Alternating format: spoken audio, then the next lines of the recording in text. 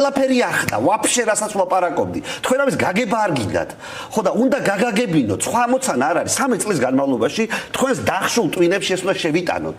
შარშან აქციებზე ნორმალური ხალხი იდგა, გააქციეს ამ კრეტინებმა, ახლა ვინც იქ აქტივისტია, ვინც იქ ლიდერია, ვინც გზას კეტავს ყოველდღიურად. ძინერან ქოცებთან შეთანხმებული ჩათლახები, რომლებმაც ბაბლად აქციეს საერთო სახალხო პროტესტი. ამას როგორ ვერ ხვდებით? მართლა როგორ ვერ ხვდებით? ერთი ბაბლის პროტესტად თან ყველაზე გოიმი, ყველაზე არაკვალიფიციური, ყველაზე უსინდისო, რამდენიმე ადამიანის პროტესტად გადაიქცა ეს.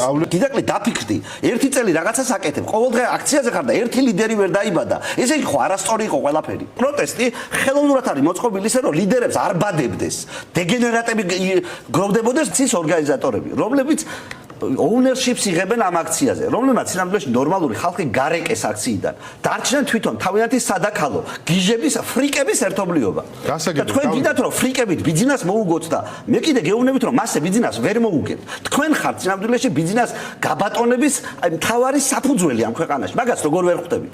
თქვენი უაზრობით ირაკლი.